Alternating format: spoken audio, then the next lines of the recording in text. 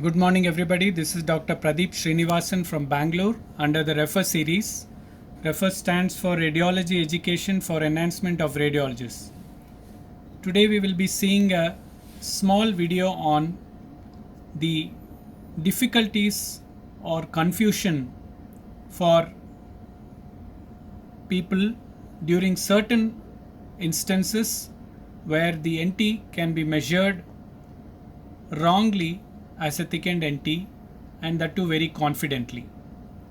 So this case came for Coriolan-Willis sampling because somebody had measured the NT as 4.2 mm, and the double marker test and first trimester screening, which showed a normal beta HCG and normal PAPE, because of the 4.2 NT gave a risk for aneuploidy as 1 in 48.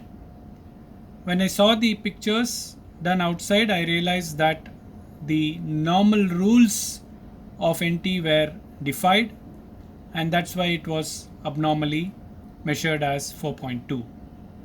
When I started the scan, I realized why there was confusion and difficulty for the other person. So I thought it's a very important teaching point here. So when we try to do our NT and we zoom the picture, I saw instead of our normal 2 lines beautifully seen where we measure the NT, there were about easily 8 lines or so, making it very difficult to understand which is NT, which is, and what are the explanations for the other lines. So this was the first picture, and we will see what we can do to unravel this and understand which is the correct NT and what are the other lines.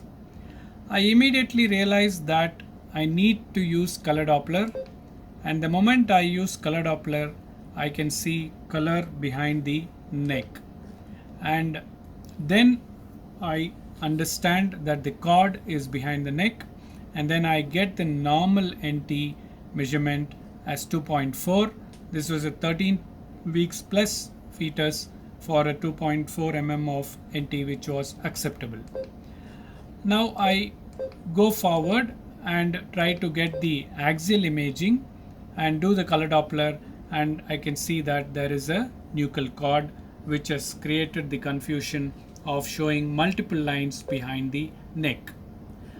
The dictum in NT is it should be measured when the fetus lifts itself above the amnion on which it is resting. So now when it jumps above, I have taken a spot and I have separated out the skin from the underlying amnion, and that's a normal NT, and there is no way I am going to get 4.2 mm in this case, which is definitely a false measurement. So that's 2.2 mm. Then we need to really understand how to make sure that what we have done is correct. So I tell the patient to take a walk, come back, and I get an axial imaging where again I am not able to show an NT of 4.2 mm. Then I do a color Doppler and I find that the cord is around the neck, and that is what is causing a compression of the NT at this point and a slight bulge of the NT at the measurable area. So even the 2.2 which I have measured adjacent to the cord is an exaggerated measurement, and ideally this NT would probably be only 1.8 mm or so. To conclude, I wait again and bring the patient back and make the fetus imaged in its dorso-anterior position. So now the fetus is not resting down, it is rotated, and the neck is free of the posterior amnion. You can see here, this is the nuchal cord around the neck, which has compressed the nuchal thickness, and the adjacent nuchal thickness will be slightly thicker than normal. So that's a high frequency probe. You can see the nuchal cord compressing the neck here, and you can see the slightly bulged out nuchal translucency here. That's the cord around the neck, and that's the cine showing the cord draping around the neck. In fact, there are 2 loops of cord going around the neck, causing an artificial increase in the nuchal translucency. This artificial increase is what we have demonstrated now, but what was measured as 4 mm is probably the NT put together with all the posterior structures. And please wait for the fetus to take a jump above. So it's lifted its buttock and lower body above, and the neck has gone away from the amnion and the posterior myometrium, and we can confidently say that this is indeed the neck, the skin of the neck. That's the muscle plane, and that's the NT. And these are the lines which we saw. Now let us explain the lines. That's the muzzle, that's the nuchal translucency, that's the skin of the fetus. These are the multiple walls of the umbilical vein, umbilical artery, all put together. That's the amnion. This is the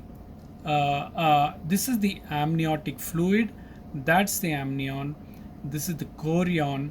This is the chorioamniotic space, and that's fluid in a subchorionic location.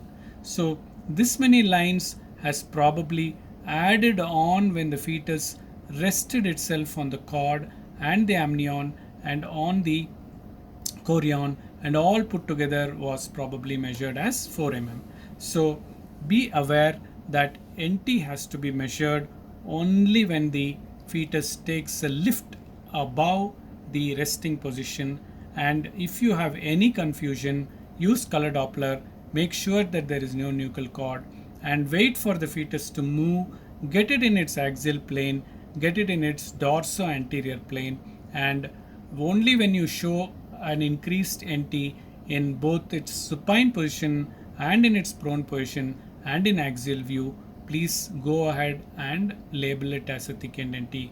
Otherwise, patients will be referred wrongly for CVS and other unnecessary interventions. And the double marker test also will be abnormal because it has used the 4 mm. So what we need to tell the lab is to remove the NT off and do a risk assessment only based on beta HCG and PAPE, and we will get a biochemical risk for aneuploidy. So if we remove off the 4 mm and redo the test, we will definitely get a low risk in this case, which will be very satisfactory. Thank you very much for a patient hearing. This is Dr. Pradeep Srinivasan. If you would like to learn more on aneuploidy, fetal echo, please Google www.medinit.org, that is mediknit.org, for my certificate courses on aneuploidy and on fetal echo. Thank you very much. Happy learning. Jai Hind.